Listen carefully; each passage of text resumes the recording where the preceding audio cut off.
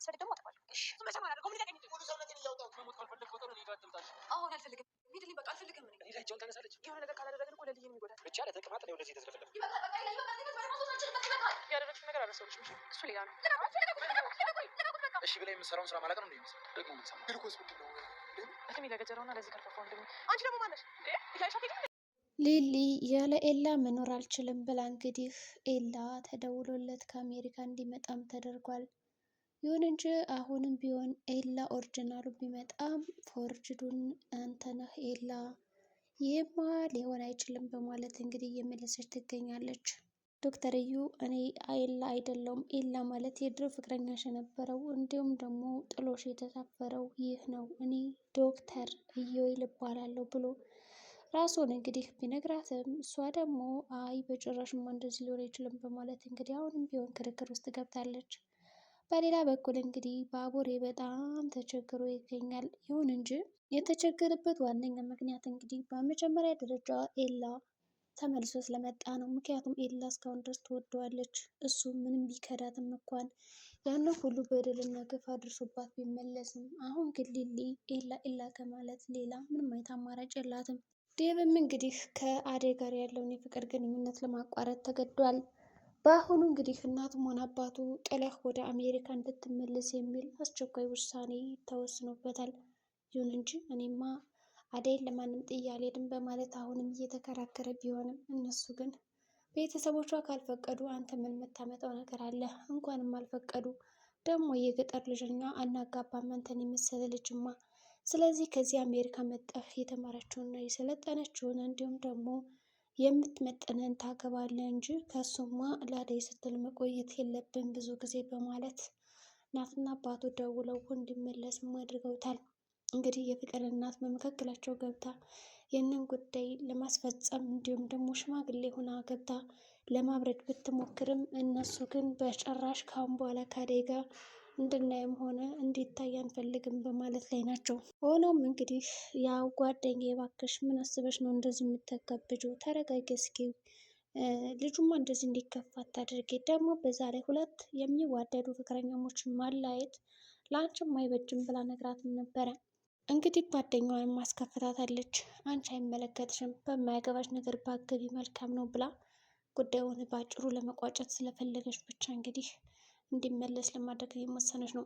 አሁን ዴብ ለአደይ ይህንን ነገር እንዴት ነው መናገር ያለብኝ ብሎ ያስባል። እንግዲህ አደይ በራሷ ውሳኔ እኔ ልታገባኝ ካልፈለገች ማንም ሊያስገድዳት አይችልም እና አሁን የምጠብቀው የእሷን ምርጫ ነው። በእርግጥም ያ ዶክተሩ አሁን ከኋላ ከጀርባ እየተከታተላት ቢሆንም እሱ ወዷታል። እኔ አውቄበታለሁ። የኛ የወንዶች ባህሪ ግልጽ ነው። ሴት ግን ብዙም ይሄን ነገር አትረዳም እና ምናልባትም እኔ እንኳን ቢሄድ ከዶክተር ጋር ጥሩ የፍቅር ጊዜ ታሳልፋለች እንጂ የምትሰበር አይመስለኝም በማለት እንግዲህ ለእትዬ ሲያማክራት ነበረ። እትዬም እንዴ ለምን እንደዛማ ማድረግ የለብን። በእርግጥም ዶክተሩ በጣም ጥሩ ሰው ነው፣ ግን ደግሞ እሱ ሊያፈቅራት አይገባም። እኔ ልጅን መዳር የምፈልገው ለአንተ ለጓደኛዬ ልጅ ነው እንጂ ለማላውቀው ዶክተር አይደለም። ስለዚህ ይህንን ሀሳብማ ከአይምሮ ማስወገድ አለብህ ትለዋለች። በሌላ በኩል እንግዲህ ዳይመንድ እንዳፈቀርክ ብሎ ሲደሰትም ነበረ፣ ግን ደግሞ ያላሰበው ነገር ገጥሞታል። አሁን ሩታ አባቷ በጣም እንደታመመባትና በፍጥነት ወደ አባቷ መመለስ እንዳለባት እንዲሁም ደግሞ ከዛ በፊት አግብቷት የነበረችው ሚስቱ እንዳልተስማሙ ተነግሯታል። ስለዚህ እንግዲህ ሩታም የመጣችው በአባቷ ምክንያት ነበረ ወደ እነ ፍቅር ቤት። አሁን ግን አባቷ ስለተታመመ ግዴታ ሆኖባት አባቷን ለማየት ተመልሳ እየሄደች ነው።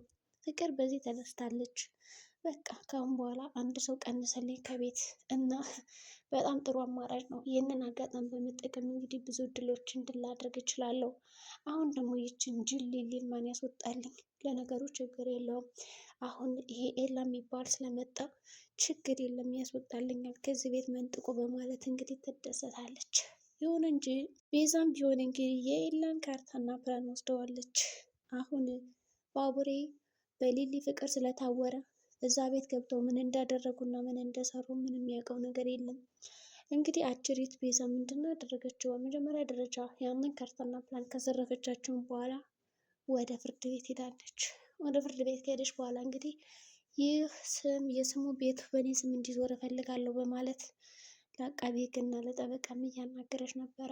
እንዲሁም ደግሞ እስር ቤት ላለመግባት አደይን እንግዲህ ወንጀለኛ ነች ብለው ሊያሳስሯት እየፈለጉ ነው። በዚህም የተነሳ የተለያዩ መረጃዎችን እየሰበሰቡ ይገኛሉ። መረጃው እንግዲህ ከሊሊ ጋር በጣም የረጅም ጊዜ ጓደኝነት እንዳላቸው እና እንዲሁም ደግሞ ሊሊን ልትመርዛት እንደነበር አድርገው አቀነባብረው አደይን እስር ቤት ለማስገባት ተሳክቶላቸዋል። በዚህም እንግዲህ ፍቅር ትልቁን ድርሻ ተወጥታለች። ምክንያቱም የመጀመሪያው ሀሳብና ጥንስስ ፍቅር ነበረች ትታሰር ያለች። ምክንያቱም አደይ ከታሰረች ኤላ ወደ አሜሪካ አይሄድም ማለት ዴቭ ወደ አሜሪካ አይሄድም። ከዛ በተጨማሪ ደግሞ በእርግጠኝነት እናትና አባቱ ሌላ ሚስት እንዲያገባ ስለሚፈልጉ እሷ ከታሰረች እኔን ያገበኛል ብላ ስለምታስብ እና እንዲሁም ደግሞ ከአደይ እኔ እጅግ እሻላለሁ ብላ ስለምታስብ ይህንን ጉዳይ ባጭሩ ፈጽማ እሷን እስር ቤት ከታ እሷ ደግሞ ዴቭን አግብታ ወደ አሜሪካ ልትሄድ ነው ያሰበችው። ይሁን እንጂ ወንድሟ ባርኮትም እንግዲህ ሲልክላት የነበረውን ገንዘብ ከአሁን በኋላ እናትን ደውለው ምንም አይነት ገንዘብ እንድትልክላት አልፈልግም ለፍቅር፣ ምክንያቱም አሁን ላይ ጸባዋ እየተበላሸው እና የተቀየረው በምትልክላት ገንዘብ ነው በማለት እንግዲህ ገንዘብ እንዲልክላት እያደረገችውም ነው። እንግዲህ ፍቅር አሁን ላይ ወንድሜ ገንዘብ ይልክልኛል ብላ የምትጠነሳቸውን ሀሳቦች እና ወጥመዶች ለመዘርጋት በብር ነው የምታከናውነው። አሁን ግን ቤዛም ሆነ ያ ወንድሟ ምንም አይነት ገንዘብ የላቸውም። ከገጀረው ራሱ ለመቀበል እየሞከሩ ነው፣ ግን ደግሞ ገጀረው ራሱ ገንዘብ የለውም። ያቺ የሌላ አክስት ተብዬዋ ራሱ እየሰጠችው አይደለም። በመጀመሪያ እንግዲህ ሊሊን ከመጣልኝ በኋላ ከፍላለሁም ተብሎ ነበር። ይህንን ነገር ደግሞ ሊፈጽም አልቻለም።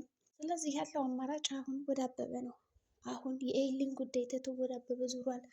አበበ እንግዲህ የአባቱ ጠላቶች በጥብቅ እየፈለጉት ይገኛሉ። ምክንያቱም ሀብትና ንብረታችን ወርሶብናል፣ ስለዚህ መበቀል አለብን ብለው ያምናሉ የአባቱ ጠላቶች። ይሁን እንጂ አሁን ላይ የአባቱ ጠላት ሰለባ ተጠቂ ወይም ደግሞ አሁን ላይ በቀላቸውን እንወስዳለን ብለው ያሰቡት ከአበበ ነው። አበበ ለነገሮቹ በጣም ችኩልና ፈሪ የሆነ ሰው ነው። ይሁን እንጂ ዳይመንድን ቢያማክረውም ዳይመንድ አትፍራ ብሎታል። ከሱ የተሻለ ግን ሄለን አይዞህ የኔ ባል ጠንካራ ነው መሆን ያለብህ እንጂ እንደዚህማ ፈሪ እንድትሆን አልፈልግም፣ ከመጡም ይምጡ ፊት ለፊት እንጋፈጣቸዋለን በማለት ነበር እንግዲህ እየተናገረችው። ግን ደግሞ አሁንም ስለ ሄለን አጎት እያሰበ ነው። ለምን ተጋብተን በፍጥነት ወደ አሜሪካ እንሄድም? እዛ እኮ ነፃነት አለ ይላታል። ሄለን በዚህ ጉዳይ አትስማማም። ምክንያቱም አንድ ያለኝን አጓቴን ለማትቼ ነው የሚሄደው፣ እናቴን አጥቻለሁ። ስለዚህ የቀረኝ አጎቴ ብቻ ነው እንጂ እሱን ለማን ጥዬ ነው የሚሄደው? አክስትም ነበረች፣ እሷም ውጭ ሀገር ናት። ስለዚህ በጭራሽ ወደ ውጭ ሀገርም አልሰደድም፣ ሌላ ሀዘን መተካት ነው የሚሆንብኝ ብላ እንግዲህ በማሰብ ጥላው እንድትሄድ ፈቃደኛ አይደለችም። ሌላ አማራጮችን እየፈለጉ ነው። ቤዛም እንግዲህ ባቀረበችላት ድርድር ከገጀረው ጋር ተስማምታ ገንዘቧን ወስዳለች። ቀጣይ እንግዲህ የሷ ስራ የሚሆነው አበበን አሳልፋ መስጠት ነው። ነገር ግን ከሁለቶችም ነው ገንዘብ መቀበል የፈለገችው። ከአበበም ለማንም እንዳትናገር ብላ የሚሰጣት ገንዘብ አለ። ገጀረውንም እንግዲህ አበበ የት እንዳለ እነግርሃለሁ፣ ጠቁማለሁ ብላ የምትቀበለው ገንዘብ አለ። ስለዚህ በሁለቱ በኩል እንግዲህ ጠቀሜታ ታገኛለች። ግን ሄለን እባክህ ልጅ አተመናት የሚል ሀሳብን ጨምራለታለች ለአበበ። አበበም አታስቢ እኔ በዛን አውቃታለሁ በጣም የጥቅም ሰውነች እና ይህንም አታደርግም በማለት ነበር የመለሰው። እንግዲህ አሹና መቀም እንደተለመደው ክርክር ላይ ናቸው። አሁኑ ደግሞ ኪንጉ ገጀረው እንግዲህ ሲያንከላከላት አይቶ አደይን ረድቶታል። ምን አባ ፈልገ ነው እንደዚህ የምደበደባት በማለት ቁርምቦን አንቆ ይዞን ነበር። በዚህም እንግዲህ ቅምጥል አይተው እውነትም የድሮ ፍቅር ተመልስላ አይደለም አሁን ላይ አደይ አደይ ማለት አብዝታል በማለት ተጣልተዋለች። በዚህ ቻናል አዲስ ከሆኑ ሰብስክራይብ ያደርጉ።